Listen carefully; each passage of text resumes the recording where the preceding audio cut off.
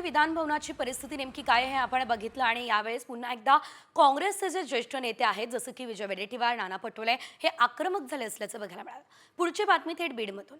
बीड जिल्ह्यातील मस्साजोगचे सरपंच संतोष देशमुख खून प्रकरणातील मुख्य सूत्रधारास लवकरात लवकर अटक करेन आणि त्यास 2 लाख रोख तर मुख्य आरोपीचा एन्काउंटर करेन अथवा फाशीच्या शिक्षेपर्यंत पोहोचवेन अशा तपास पोलीस अधिकाऱ्याला 51 लाख रुपये शिवाय 5 एकर बागायत जमीन देण्याची अनोखी घोषणा माढ्यातील शेतकरी कल्याण बाबर वडशिंगे तालुका माढा यांनी केलेली आहे। तर अशा आशयाचं हस्तलिखित मुद्रांकावरील प्रतिज्ञापत्र मुख्यमंत्री देवेंद्र फडणवीस, उपमुख्यमंत्री एकनाथ शिंदे आणि अजित पवार यांच्यासह पोलीस महासंचालक आदींना शेतकरी बाबर यांनी पाठवलंय।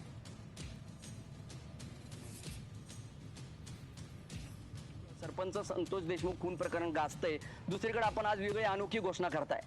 कारण का गुन्हेगारांनी ज्या संतोष देशमुखची हत्या केली पैशासाठी आणि एक मराठा समाजातला होतकरू नेता पुढे येत होता आणि या गुन्हेगारांनी अशी प्रकारे क्रूर हत्या केली की ते लहान लेकरं शिक्षणासाठी बाहेरगावी होते, त्यांचं भविष्य यामुळे बिघडलेलं आहे आणि भविष्यात अशा गुन्हेगाराला कुठंतरी आळा बसण्यासाठी सदरच्या पोलीस प्रशासकाला जरा ताकद मिळावी म्हणून मी सध्याला तसनी एक प्रोत्साहन म्हणून देण्याची घोषणा केलेली आहे। सदरचे प्रोत्साहन म्हणून लवकरात लवकर अटक केल्यानंतर तसनी 2 लाख रुपयाचं मी देणार आहे। तसेच त्यांना एन्काउंटर किंवा त्यांना फाशीच्या शिक्षापर्यंत पोहोचवल्यानंतर त्यांना मी 51 लाख रुपयाचं बक्षीस व सो मालकीची माझी 5 एकर बागायत जमीन मी तसनी खरेदी खत करून देणार आहे।